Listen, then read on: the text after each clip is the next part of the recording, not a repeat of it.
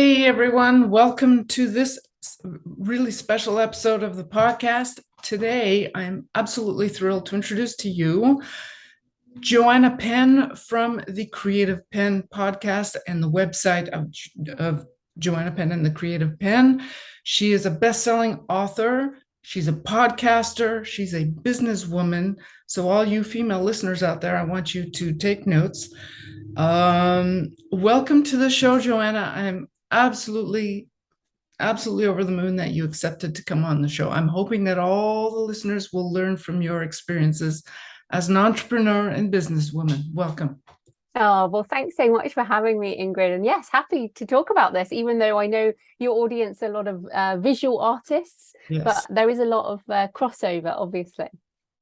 Yes. I thought I'd really like to begin with what made you decide to leave a pretty steady career that, you had steady income, things are going well and all that stuff, and decide to take the risky chance of going out on your own in a creative career. How did you get going in that? Yeah, well, I guess when I left college, I went into a consulting job and I did all the things you're meant to do, in that first decade after college. I got the responsible job and I was working as an IT consultant, implementing accounts payable into corporates. So yeah, it was well paid, but I was really miserable. And it was like I earned my money and we had investments, but I hit my sort of early 30s, mid 30s, and I was like, I don't want to do this for the rest of my life. Like, how can I? And I was feeling like creatively dead. I just was unhappy and I was crying at work every day. And it was like, what's the point in earning all this money when I'm miserable? I would rather look at other things. So this was around the time when Tim Ferriss's 4-Hour Work Week came out. And I was thinking about, well, what can I do? Maybe there's a way to make money online. It was sort of 2006, 2007, the beginning of when the internet became more viable for individuals, really, and creative people. And so I started writing my first book, which is now called Career Change, in order to sort of research what I wanted to do as a career. And it turned out that I really like writing books. So I started down that path. I knew I wanted to quit my job, but it took me 5 years. So we can talk about that in a minute if you like. But I wrote that book, but I also started upskilling, and I had to learn everything. My degree's in theology, and I have postgrad in psychology. So I don't have degrees in business or writing or marketing or internet or anything like that. So I had to learn it all. But so I just jumped in, started blogging, started podcasting, started doing YouTube and all this kind of thing, and have just grown it from there, really. So realistically, what made me want to leave my job was literally how miserable I was. But I was determined to not be a poor author in a garret. So I always did want to make money with it. Okay. So you also had to learn all these different things. I would imagine, it seems silly to a lot of the youth now. You're much younger than I am, but learning YouTube, learning all the digital stuff that you have to learn to do what you got to do, editing video. Just this past couple of years, I've had to learn how to do that. I just turned 60, so it's it's a bit of a thing, So yeah, you really put a lot on yourself to learn all of that. What did you do when you actually quit your job and decided to? How did you feel about that? Were you afraid in the beginning? Well, as I said, it took 5 years. So yes. I guess what they now call it is a side hustle. So I didn't just quit my job and become a writer. Between 2006, when I started writing, and I left my job in 2011.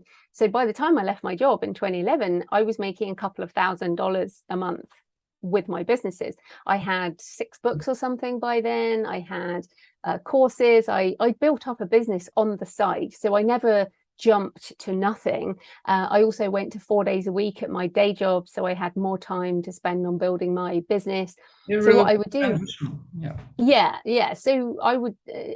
Obviously, some people are laid off and they don't have any choice. But I did that sort of transition time when I still did contracting to pay the bills, and then slowly. And also the other thing we did was downsize. So we sold our house, we sold our investments, and essentially started again because I needed that. They call it a runway now. I needed a runway. So to get rid of our debt meant that and we moved to a cheaper property, and like we did a lot of things that financially enabled me to start again in a new career. And as you say, I mean, we all have multiple careers now. Nobody starts in one thing and spends their whole life doing that. So you know, and I feel like I've pivoted multiple times even since I've been a writer, you know, with every new genre, with podcasting, with all these different things. We have to learn along the way. And all I've done, I haven't done any other degree, by the way. I think our generation, you know, older people think that you have to have a degree in something, but you don't. Like, you buy some books, I you still do feel like I should be going to get a degree. Like I don't feel complete at all.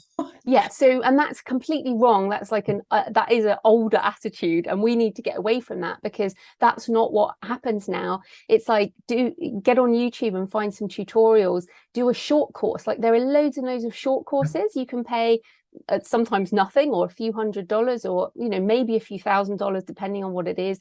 But there are so many short courses, and I feel like that's what we need to do. It's like, all right, I need to learn that, so I will just get on YouTube, find some tutorials, and then also download most software now. Like you mentioned video editing, I use ScreenFlow, so I was doing that on the Mac this morning, and I just downloaded the 30-day trial and got on and found a tutorial and learned how to do it. I use Amadeus Pro for my podcast. Like, most of these things, you can just get a trial period on software, find a tutorial, and learn how to do it. So that has to be the attitude, I think, now, is that anything you want to do, there will be a tutorial on YouTube. Like, I have loads of tutorials as well. Yeah, so I think that's the way we need to look at it. It's being willing to give it a go. So not being afraid of technology. I just don't think you can be successful now unless you're willing to engage.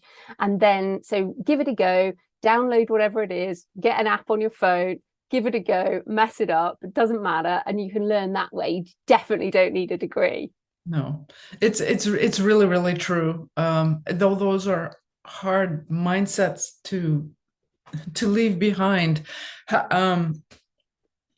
So how do you manage, how are you managing with all these different things? Do you have like certain periods of the day that you manage this, and certain parts of the day that you manage that? And do you think you'll be pivoting again as well? Actually, that was the question I wanted to ask first. You had put out a post a few years ago, maybe 2 years ago, about changing careers, changing direction, and letting go of some of your goals, changing your goals and things like that. Have you done that a lot yourself? I know Yeah, absolutely. I think we all, like, I've been now, 2006 I started, so as we record this, like 15, 16 years later, nobody stays the same, and the industry also doesn't stay the same. So when I started out, I thought I was going to mainly be a speaker, so I did professional speaking training, but I find it very tiring, so I do a lot less speaking now. I used to do a bit of sort of helping people self-publish. I don't do any of that anymore. I'm no interest in doing that side of things. And then as I got more confident in my fiction, I built up my fiction side of the business. And even though I had a podcast early, like I started podcasting in 2009, it wasn't really till 2014 that podcasting really took off. And you're one of my patrons on Patreon. Thank you so much. And I only started that in 2015, I think. So I spent sort of 6 years not being paid to podcasting. And now that's a good income stream for me. You know, I have my Patreon, and I also have sponsors. So I had advertising, and I do affiliate things.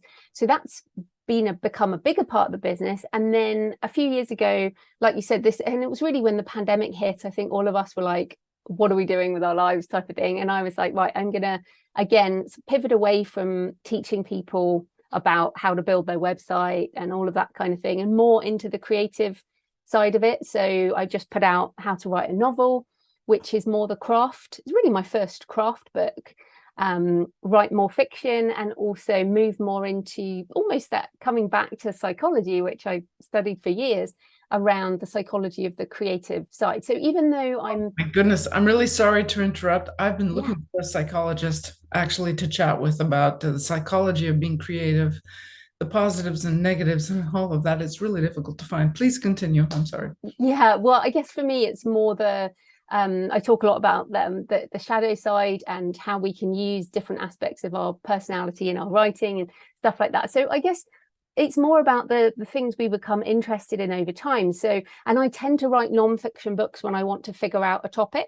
Yeah. So like how to market a book, I wrote when I wanted to figure out book marketing, and then that's like on its third edition, and how to make a living with your writing is on its third or fourth edition. And so essentially I write these things to learn them, put them into practice, and then continue. So I think we're always in this reinvention. I'm also, you will understand, I'm a woman in midlife going through changes, and these things impact how you think and what you want to do. So as we speak, I'm off on a really long walk, a pilgrimage in the next few weeks, and I'm writing that kind of more spiritual memoir, which is again a first for me. So it's all about pushing our creative boundaries over time and not becoming stagnant, because I think if you become stagnant, like, why would we do this career if we were just going to do the same thing over and over again? Like if you were just going to draw the same thing over and over and over again, it just would be boring.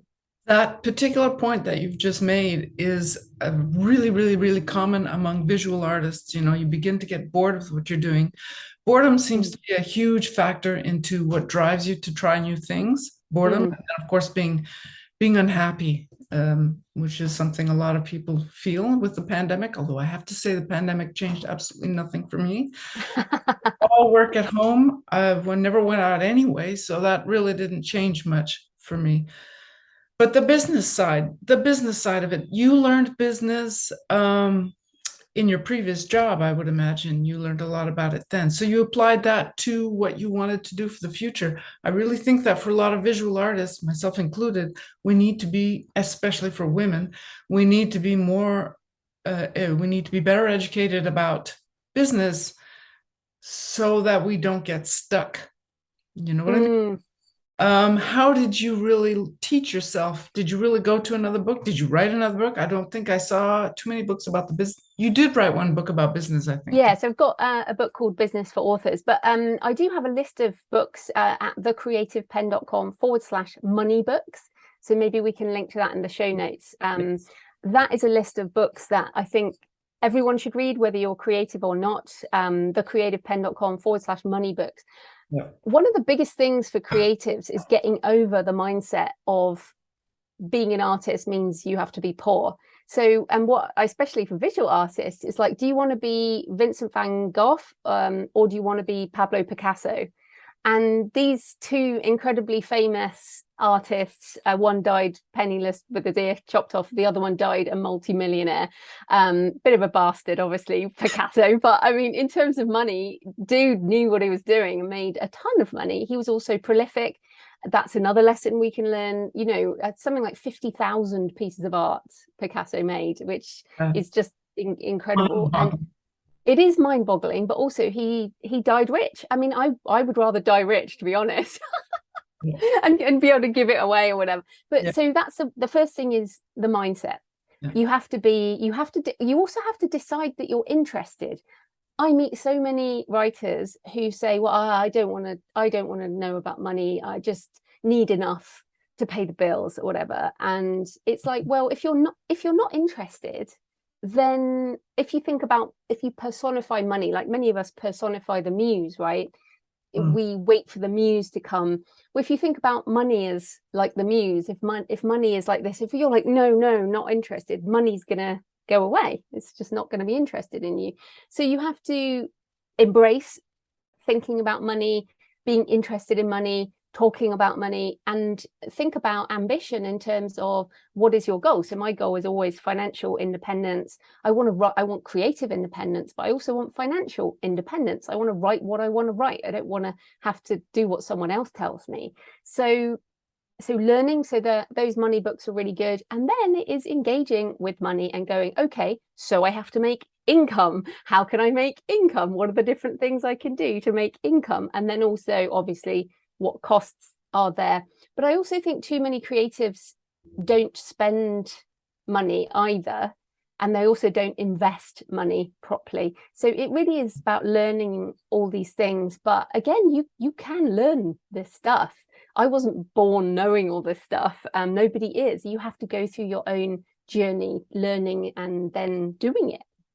The difference, I think, between authors and now that I've tried a little bit the two sides, to a really super small extent, of course, but trying the two sides, one thing that's different with authors perhaps and visual artists, we have to put a value on the piece of art that we've made, that we hope that can pay a bill, and but not scare people away. We make one thing once. Like aside from the fact that you can, like authors, you can create something once, print it, and then have it work on itself. When you're doing original art, of course, it's one thing, you do it once, so you have to get compensation once for it, which is what a lot of us are stuck doing with, for instance, sketch cards and smaller paintings and things like that. The world is changing a little bit, but still the idea of an original piece of art can only be done once. So it can be a little bit daunting to say, well, I need X amount of funds to value the time that I've put into it, especially after the 2-3 years that we've been through, and a lot of people are having a hard time. Well, I want to challenge you on that, because what no one's saying you only have to have that stream of income. You've been listening to me long enough. I advocate multiple streams of income. I do not rely on the sale of my fiction, for example. I write a short story and I do not expect to make loads of money from that. I write a novel and I expect maybe it's going to take 5 years to even make a decent amount of money. So I don't accept that artists just have to take whatever they can get. Why don't, it's like one for me, one for them is an attitude. So for example, I create this one piece of art that I'm going to wait to earn X amount, but then in the meantime, I'm going to create another piece of art that maybe I do print on demand postcards, or maybe I'm going to do, start another stream on the side, maybe do a little mini course on teaching other people how to create sketch cards, or maybe I'm going to create an NFT run and license it that way. Or there's so many ways to make money with visual images. It's just so many ways to do this, that I just don't accept that you should just create one sketch card and then wait to get paid for it. No one said this was easy. No one said you just get to do the thing you love all day. That isn't the reality of a job. And and that's a hobby, right? That's a hobby. So fair enough. If it's your hobby, just create this one thing every now and then. But if it's a job, then you need these other aspects of making a living. I don't like necessarily going out and asking for podcast sponsorship from corporates, but I do it because that is a stream of income and my podcast helps people. So yeah, I think it's important to change your attitude to one of empowerment and think about multiple streams of income related to your art, not just the sale of an individual sketch, for example.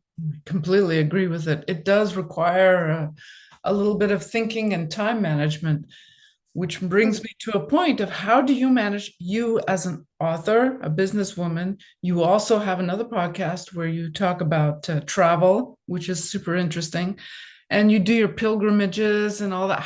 And you must have other ideas for the future, I would imagine. How are you juggling all of that and doing it in a way that you don't go crazy with it?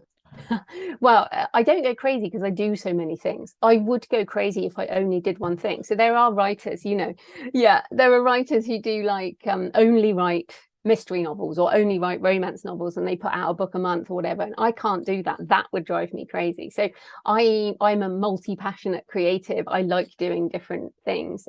So what I tend to do is in the morning. So this morning I started, I'm recording a course actually on the creator economy, which is just as relevant to visual artist. So I recorded videos for about an hour and then I edited those videos. So this morning I spent creating intellectual property.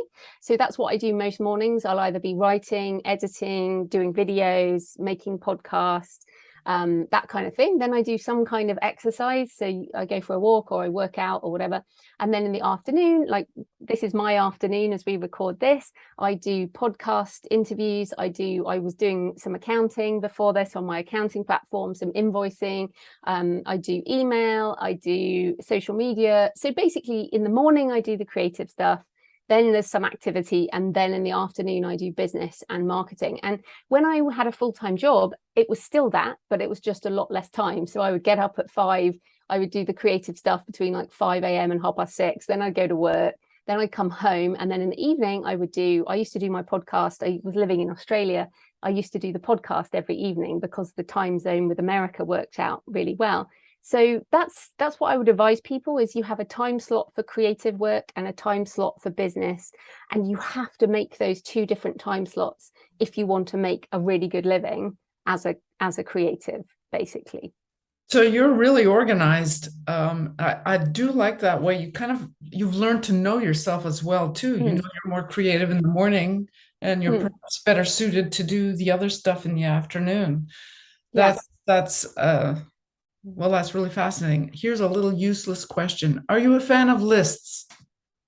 Yeah, I mean, I have the Things app, Yes, which is like on my phone, and it also syncs with my laptop. And but I also use Google Calendar to do time blocking. So I do have a book on productivity, which kind of goes into all this, but basically I time block on my calendar. So this morning was, producing videos.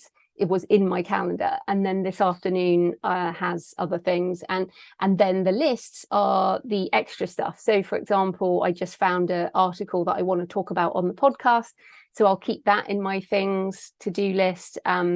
Things like I need to fix my Google integration with my Shopify store, that goes on my to-do list because I really don't want to do that right now, but I need to do it at some point.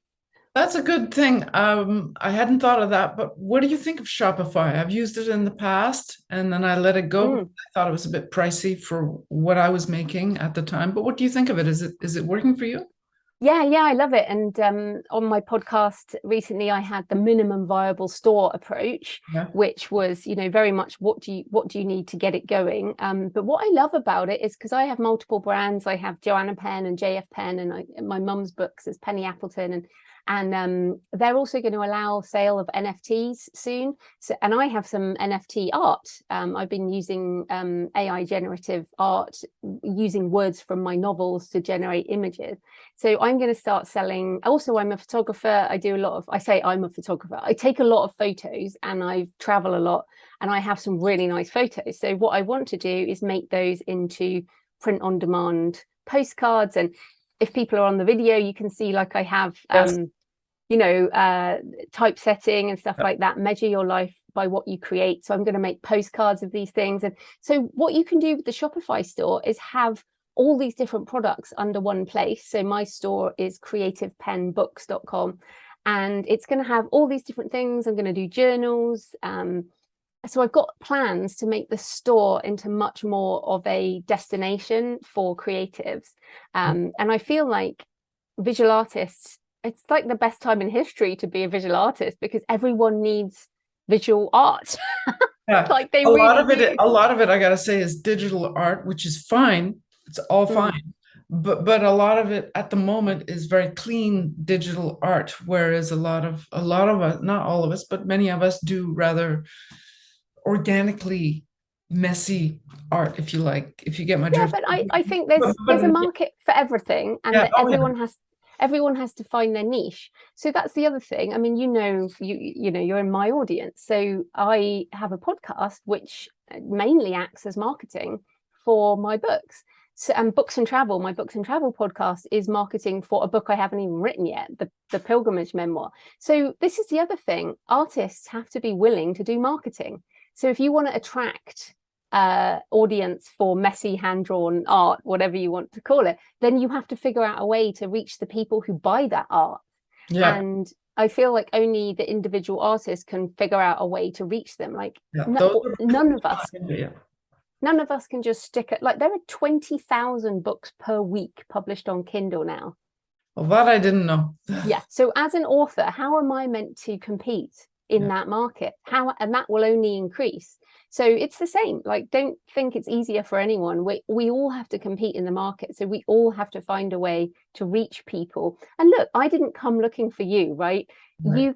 You found me somehow on the internet. And we're across the world and all of this, and you found me. So this is what we have to do. Like, I don't know, did you find my podcast, or how did you find me? Well, I found you, well, it was, I think, around 2010. I was getting bored as I was painting, and I was like, ooh, podcast, I wonder what that is. So I kind of went and looked around in there, and I had just joined a writing group online at the time. And then I, searching through the podcast, wanting to learn how to write a little bit, like, well, I came across your podcast, and I think it was in the earlier days of your podcast. And I just liked the way you talk and your approach and your openness to trying new things. And over the years, you were also promoting a lot of, female, that you should get out there a little bit more, because it's still a little bit male or a male dominated world for creatives, in my opinion. But anyway, yeah, it was through looking for something to listen to that applied to what I did, uh, Mm. the art Yeah, and so that's writing. the So that's how I came across you. so that's what we have to do. My approach to marketing has pretty much always been put stuff out on the internet, and people will Yeah. find me, and I will make a living somehow, because some of these people are going to buy stuff. I would say after 15 years of being in sketch cards and about 25 years of doing art, now people are beginning to find me, which is really, really gratifying for insecure creatives like all of us. It's really nice. Mm. And but still there are a lot of insecurities and a lot of I don't know what to do, although the internet has completely changed that.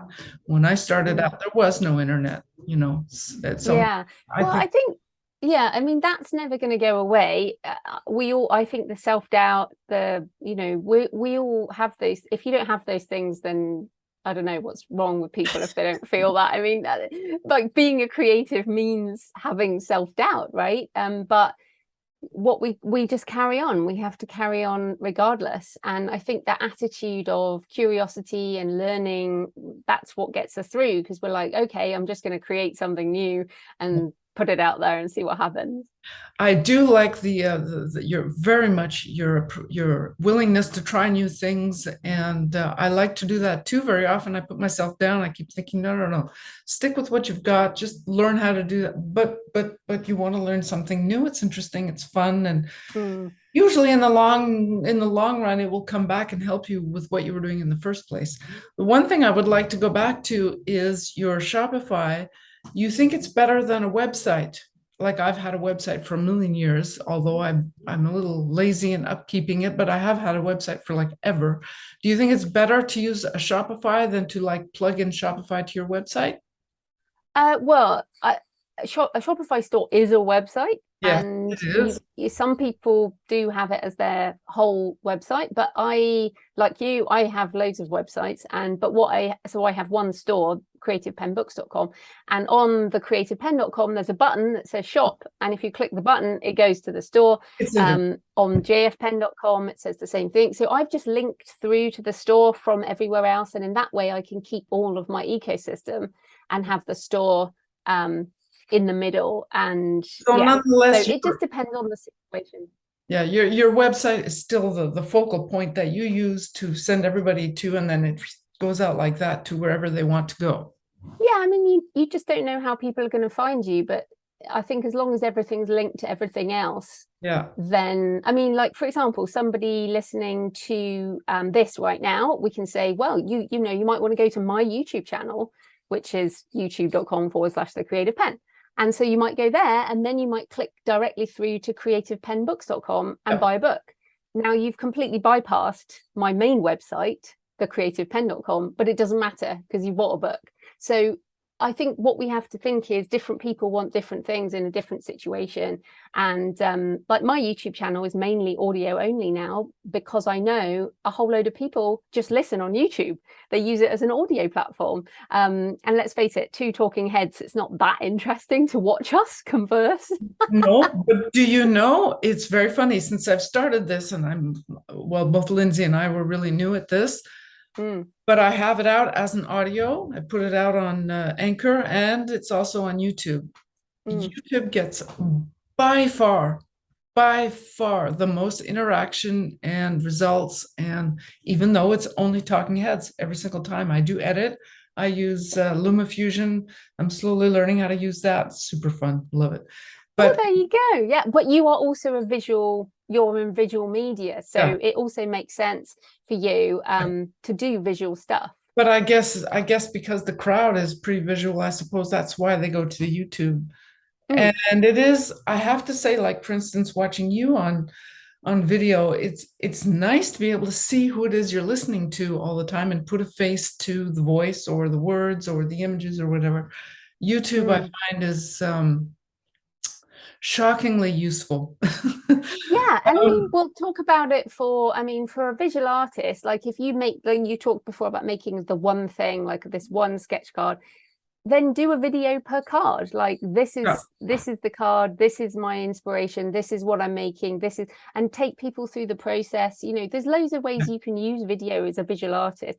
Being a writer is a bit difficult. You can't really show your work because no, it's like watching me type, it's not that interesting. But watching a visual artist actually making stuff, yeah. it's it's a lovely process. Some people, you know, use screen capture and time lapse and all that kind of thing. There's loads of things you can Oh, yeah. do with There are a video. lot of artists who do that, that I've got to say is really good. Mm, I'd like to bring up the point of NFTs.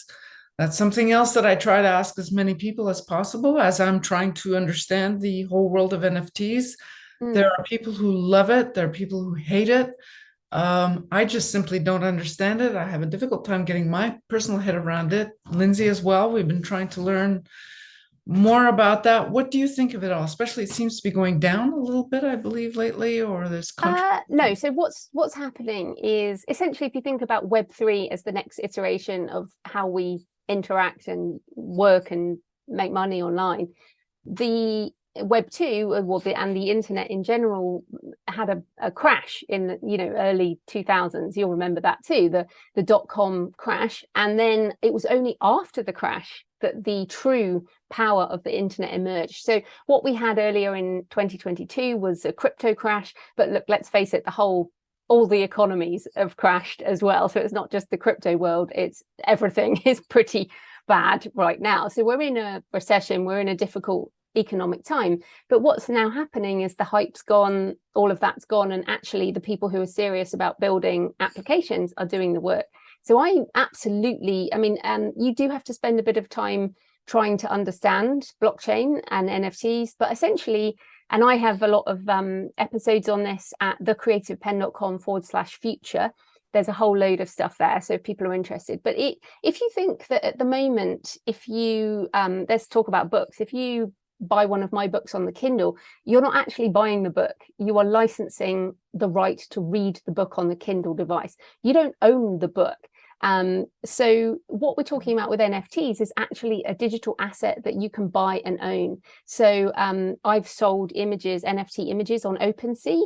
So OpenSea.io, I think is the site, but OpenSea has NFT images. And so essentially I've sold these images as NFTs, and the person who bought the image actually owns that image.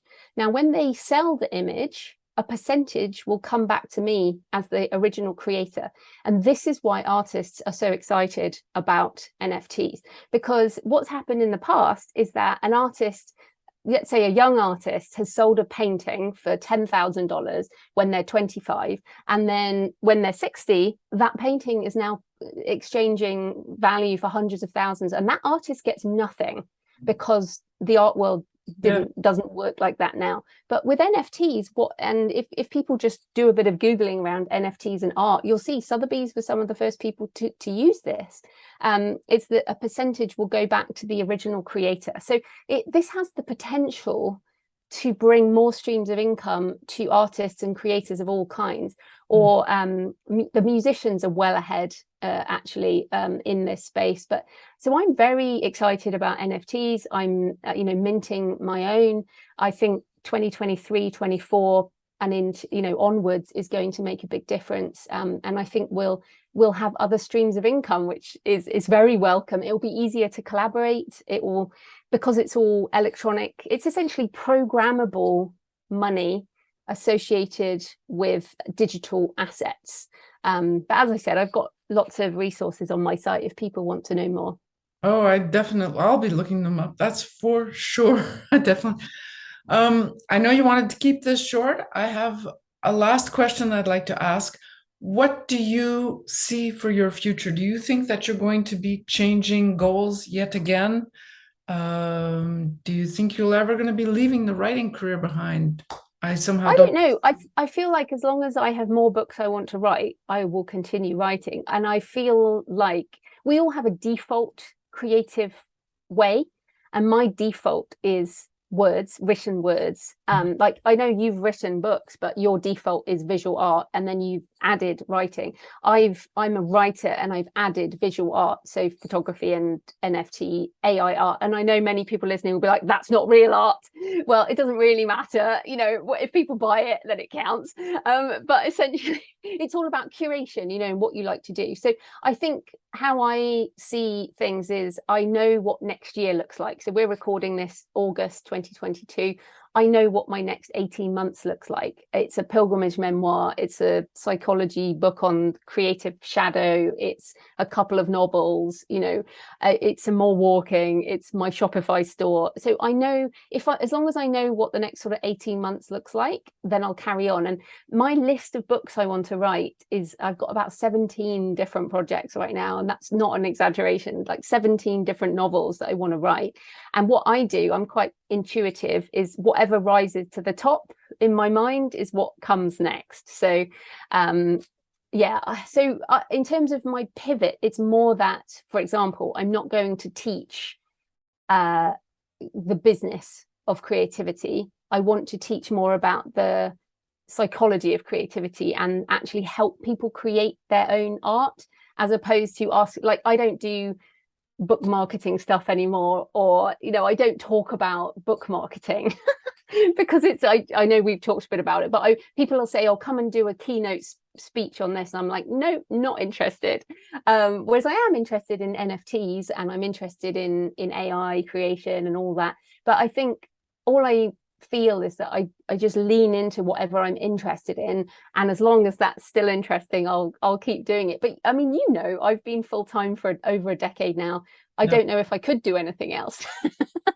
No, there comes a point where it's like, okay, no, no, I can't. I just can't. I have to be a barista or something. I can't go back to a job. That would be fun. Oh, and I completely understand your love of coffee shops. I know you like to write in coffee shops. Yeah, and here's my coffee. I've got my coffee. Got my water. Still fasting. But I do like to plan and do whatever writing I do have to do. I do like to do that in a coffee shop. I gotta the noise, it just helps. Sometimes it's too quiet. My brain is just no, can't deal with it. Just cannot.